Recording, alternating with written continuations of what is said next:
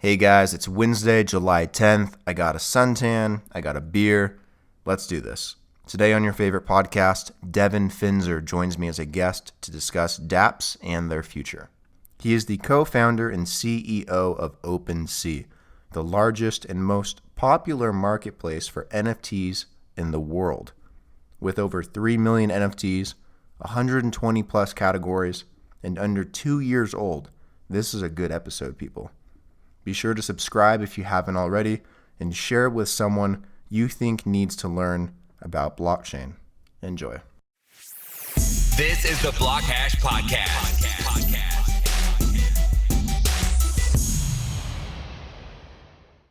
Tell me a little bit about your story and how you got into blockchain. Sure. So I worked in tech in Silicon Valley right after I graduated. I studied computer science. I worked at Pinterest for about a year and a half on the growth team.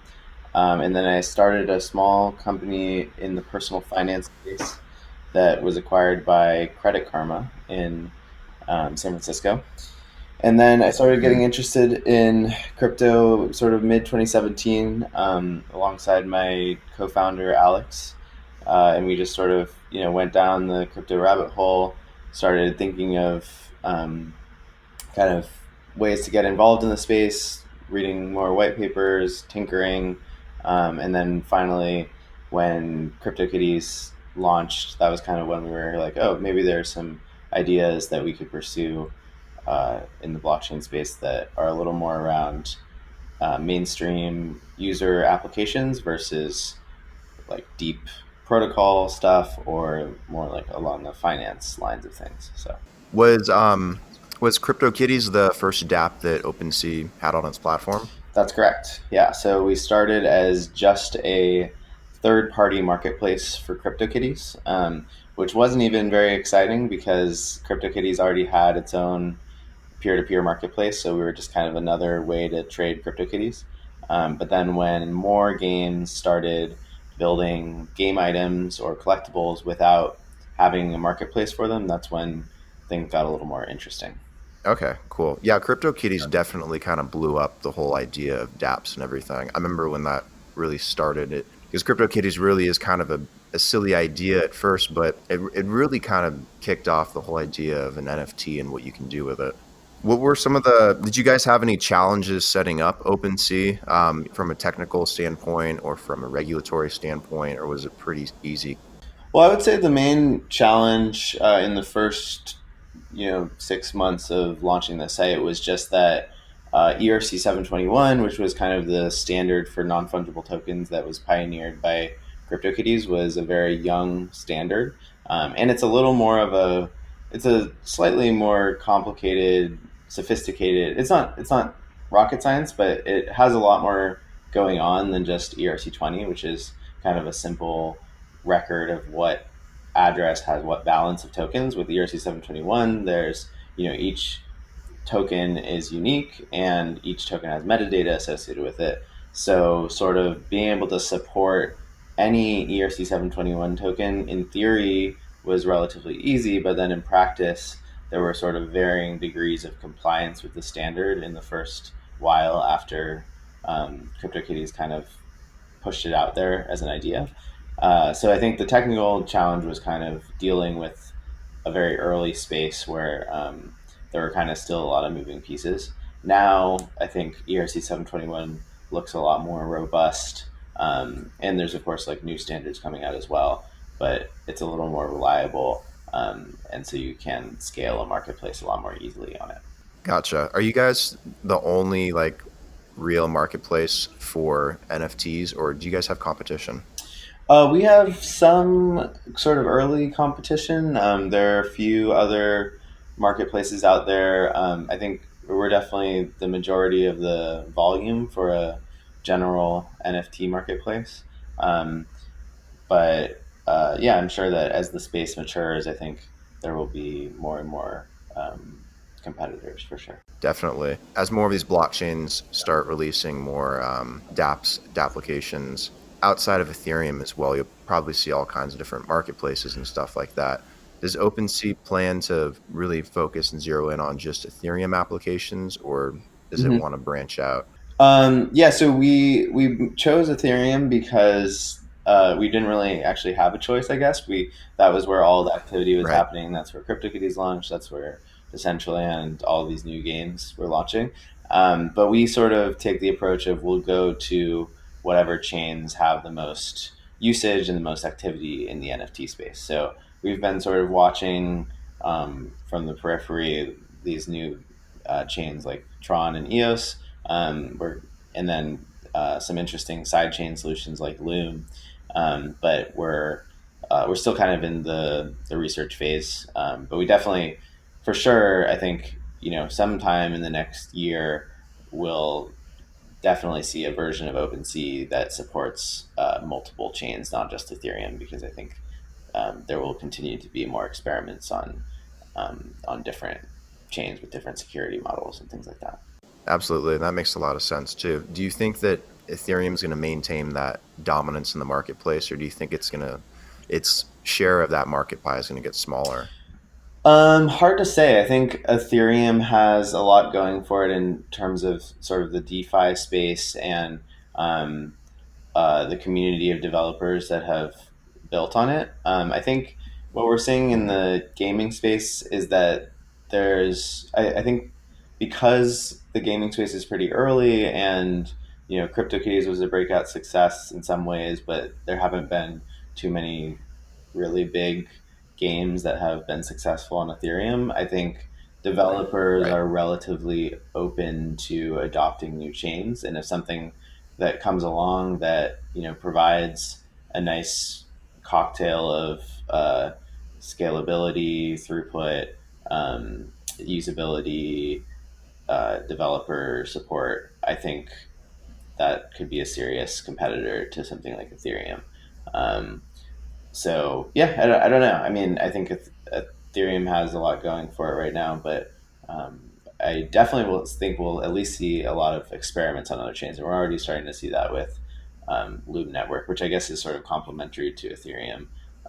But it's an alternative solution for running your gameplay, so it is in some ways a little bit competitive. Right. And I'm sure there'll be plenty of options for developers to choose to build on and whatnot. Are there like actual games on OpenSea, or is it mostly just collectibles at this point? There are actual games, yeah. So there are several trading card games on OpenSea. So those are games where basically you own the cards on the blockchain, but the gameplay happens off chain. There are sort of hybrid collectible games like CryptoKitties, where there's some sort of breeding mechanic, but then um, you know collection is sort of the primary use case. Uh, and there are games like My Crypto Heroes, which is a Japanese role playing game that's pretty popular in the Japanese market. And then there's a lot of games that are pre launch, so they've launched their items and allow trading of the items, but the gameplay is not quite there yet. So I would actually say that the majority of games right now are sort of in that pre-launch or alpha beta phase, and yet they've already released their items and kind of had a community around it. And then Axie is another one that I guess is it's kind of a collectible, but it has sort of an interesting ecosystem of gameplay around it as well. Yeah, I've definitely seen a lot of applications based around collectibles, and then I've started to see like some small differences in terms of what NFTs are being used for, such as like Decentraland and CryptoVoxels, and trying to build like this pseudo metaverse, and then trying to launch like certain games and stuff. So the diversity is definitely starting to appear in terms of what you can do with an NFT, but it still feels like there's a lot of use for just collectibles at this point. Yeah, for sure. Yeah, I think the CryptoVoxels, Decentraland, Metaverse use case is one I'm personally really excited about. And I think once you have, or I guess that kind of, those things kind of complement each other. Once you have a Metaverse type space where you can put things in it, build things, and put your NFTs in it, then Hmm. that provides even more value to the pure collectibles that are maybe licensed IP or something like that. having an official poster of a Deadpool thing and then being able to put it in your CryptoVoxels home is kind of a nice little complementary uh, role of Metaverse type project. Yeah, the whole Deadpool thing was pretty cool. I like the promotional stuff. And yeah, with the whole metaverse, like with CryptoVoxels and Decentraland, it's really cool that you can put your NFTs or display your NFTs like in world when people are like interacting and walking around and everything. And it just kind of opens up the whole idea that you can eventually these NFTs will be able to interact in all kinds of different ways. Like you might be walking around in your virtual metaverse, walking your CryptoKitty or playing with your Axie or something as silly as that. But it creates some interesting opportunities to place IP around assets in a virtual world and around in a virtual marketplace and stuff like that. So yeah, there's a lot of cool stuff going on with that. Do you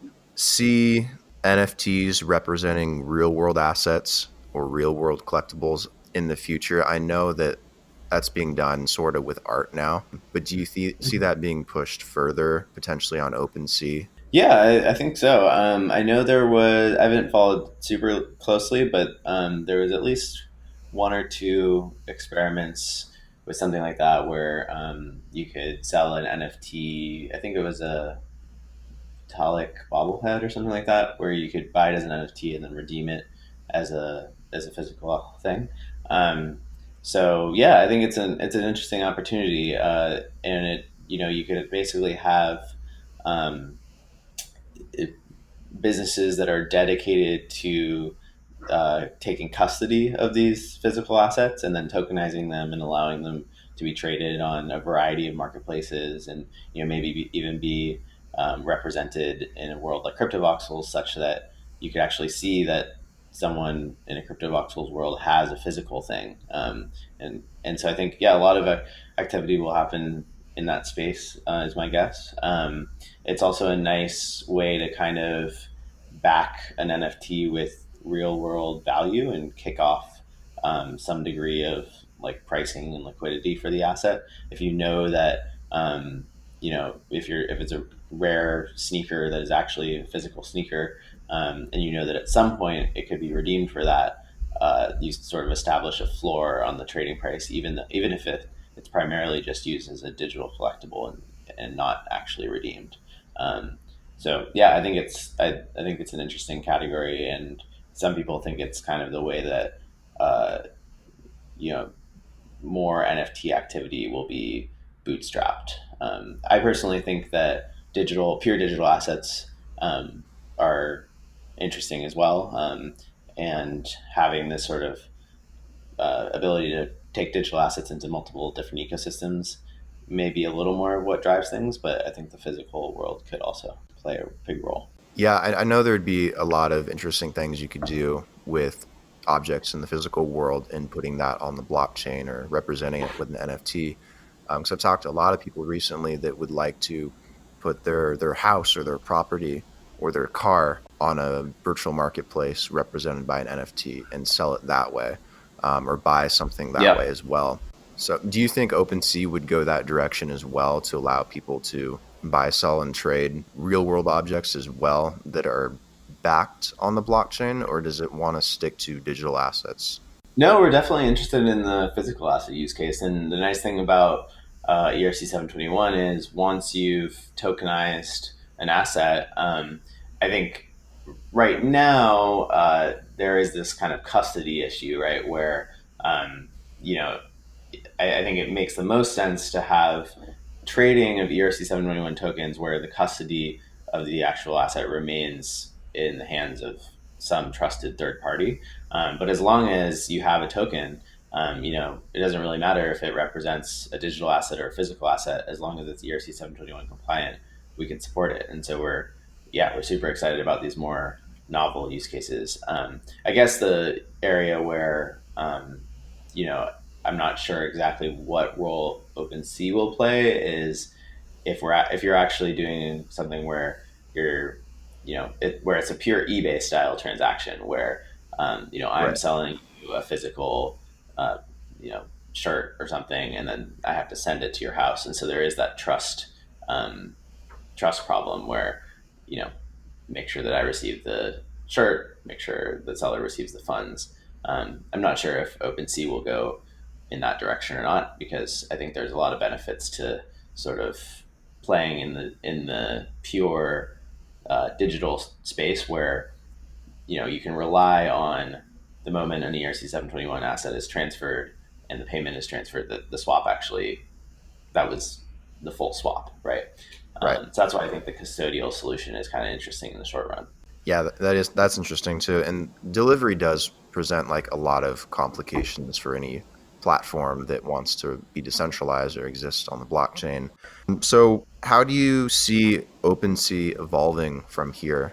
Yeah, well, I think you know, for us, we're fully focused on building the best marketplace experience. So part of that is just adding a lot of marketplace specific features that users want and that developers can take advantage of. So an example of something we're starting to work on now is bartering. So being able to swap you know, one CryptoKitty for 5 cheese wizards or something like that, right? Um, so, Right. you know, that's a utility that once we launch it out to all of the games that we support, any developer who wants to leverage OpenSea as their marketplace, the users of their project can immediately take advantage of that. So it's nice. Kind of every feature that we build, you know, we're always looking for what users want, and then we scale it out across all of the different assets that live on OpenSea.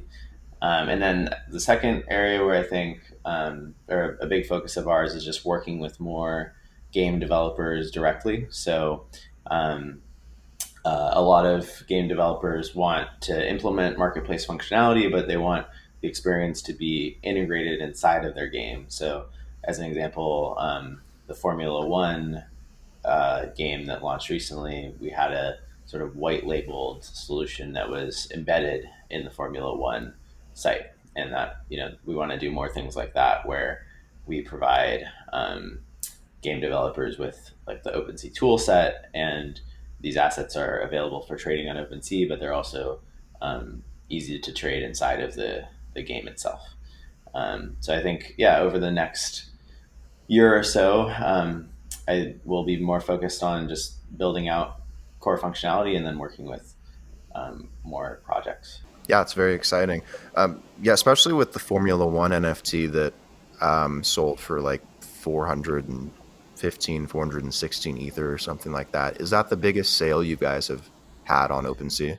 Um, yes, I believe it is. There was one sale a long time ago. I'm not sure. I can't. I think we've run the math on which one was bigger, but it was kind of a strange sale because there was this game. I don't know if you're familiar with the game Crypto Celebrities, but it was a sort of fast follow game to CryptoKitties where you could buy a crypto celebrity, but on the crypto celebrity site, you had to buy it at a higher price. So it was called a hot potato game, where basically you're trying to buy one of these assets and not be the last person who bought it, because if you're the last person who bought it, you don't get to profit from the next sale. And so we had a crypto celebrity sell for 85 ETH, but ETH at the time I think was at around like $1,100 or something like that. So it was close, but I'm pretty sure the Formula One sale beat that by a little bit. Yeah, in terms of Ether, at least, that is an incredible sale, an incredible amount of Ether that someone would spend on a digital asset. Yeah. Do you think that's almost too expensive for an NFT, or do you think we're just starting to kind of break ground with what they'll actually be worth? Yeah, it's hard to say. I think for that type of asset, it's really hard to price, right? Uh, Right. you know, it's not totally clear. Like all of you know, some. I guess there was a Neon District item called the Boss that someone I think bought for maybe Hmm. 10 or 20K. And there, the buyer had this whole plan around how he was going to be able to leverage that item in like multiple different ecosystems, have kind of like a lot of use cases for it. not only in the Neon District game, but in other games. And so there, it was interesting to think maybe that was the right valuation for it. I think for non like highly unique digital assets like the Formula One car, the market is a little more mature and sensible about what the price of an Axie, for example, should be based on its unique traits and characteristics. There's like a market history to kind of rely on. So I think what's nice has been I think we've seen a maturation of the NFT market such that like you can no longer just sell arbitrary collectibles and um, people know that if you're just selling something that doesn't really have any utility or sort of provenance to it, that it's not going to be valuable. But yeah, it's hard to say with these Formula One assets because they are, you know, uh, they originate from a very well-known IP owner, and they'll have some use case in a game that's launching soon. So I don't know; it's hard to say. Yeah, it definitely is hard to say because there's just such diversity of NFTs and what they can be used for, and the stories behind them, the value behind them, and the value in the Yeah, beholder. So yeah, obviously it definitely gets complicated. I saw that you guys launched. I've been playing with it a little bit as well. A storefront for yeah. OpenSea. How does that work? Is that mostly for NFTs, or is that for stuff off of OpenSea, or what's the idea behind it? Yeah, so the storefront creator, well, so it's always been possible to deploy an ERC 721 contract and immediately have a storefront for your items. So, for example, if I Mhm. was going to create a game with items in it today, I could deploy the contract and immediately get it tradable on OpenSea. The challenge is that if you're not a developer, deploying an ERC 721 contract isn't always very straightforward. So the storefront tool is kind of a way to more easily deploy an ERC 721 contract and kind of get a feel for creating unique assets on OpenSea. It was something that was in high demand from a lot of like artist type folks who weren't very technical but still wanted to be able to sell their art on OpenSea. And there's a couple other. It's not really a focus for us. There's a couple other apps, Mintable and Mintbase, and Maker's Place that all, and I think there's even a couple more that all do a really good job of this. Um, for us, it was just we saw so much demand from these artists who wanted to get storefronts really quickly up for free that we had had it in the works for a while and decided to ship it out. Okay, yeah, very cool. Yeah, I was just playing with it and trying to figure out how to use it and everything, and wasn't sure if you guys had like a plan behind it or if it was just kind of popular demand, so the community wanted it or something. No, that's awesome. Yeah, So another thing that I've noticed on OpenSea that there's kind of a lack of is like social interaction and being able to kind of communicate. And I know that part of that is yeah, difficult because you can't really verify who's who, and it's kind of based on an Ethereum address. But it would be interesting if there was the ability to reach out to another address or another person that said they wanted to be public or to talk to that person or communicate or to negotiate on a NFT sale. Do you guys have any plans for like social interaction on OpenSea? yeah. It's one of our most requested features. So we do hope to implement some sort of basic chat functionality as soon as possible. Right now, yeah, even just having some sort of connection to your Discord account would be nice, right? Because uh, there's no that is where a lot of these folks are hanging out and talking about NFTs, and it's not always clear what OpenSea account links to which Discord. But Mhm. yeah, I think it's a natural feature for a marketplace that we definitely want to build. Yeah, a Discord integration or something similar would definitely be helpful. 'Cause I think just about everybody in crypto is on Discord nowadays. It's kind of like taken over. Yeah. Yep. Discord or Telegram. Yeah, Discord and Telegram. What do you see DApps evolving into as the market and the user base kind of grows? 'Cause I know that as we've kind of talked about, that DApps kind of serve as collectibles and they're starting to slowly branch out. and to represent different things and to hold value in different ways. But in your opinion, since you're kind of at the forefront of watching a lot of this happen, do you see dApps evolving a certain way into the Hmm. future? Yeah, I think what excites me most about DApps is, um, well, if you look at a DApp in isolation, I would make the argument that other than easy like payments with ETH, and I guess there are some use cases where a DApp in isolation makes sense, maybe in like the gambling use case or something where you really need to accept cryptocurrency payments. That can make sense. But I actually think in a lot of cases, a single DApp often is just sort of a poorer user experience than a centralized version of it. So, for example, like and in this in sort of in the current state of where we are with Ethereum, I think that's the case. Um, so, like if you were to kind of rebuild a social network as a DApp, I would argue there's not much of a differentiator right now, enough to kind of get a user to move over to the DApp version over the centralized version.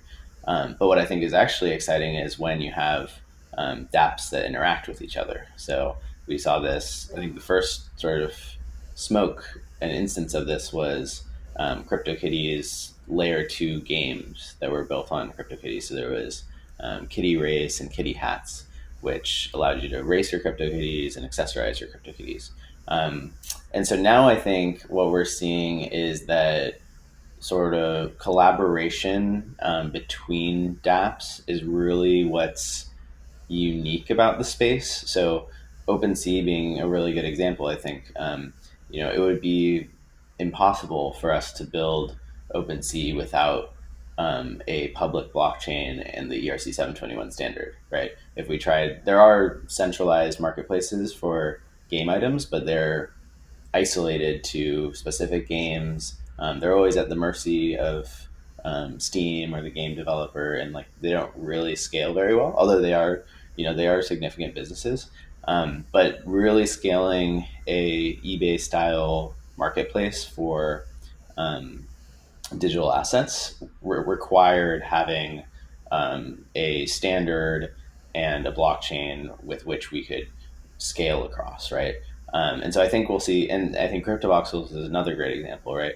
CryptoVoxels was able to immediately integrate thousands of different types of NFTs and show them in world without having to go and like talk to CryptoKitties, talk to Axie, talk to all of these different games. They just did that, with one integration for every single ERC 721 asset. So I think that's what excites me is sort of the ability for DApps to bootstrap off of each other and build off of each other. And I think those right now we're really early, but I think the user experiences that will emerge from that bootstrapping and collaboration will ultimately be able to stand up against like centralized experiences, right? I think a great um, thought experiment is sort of if you look at a product like Second Life, which was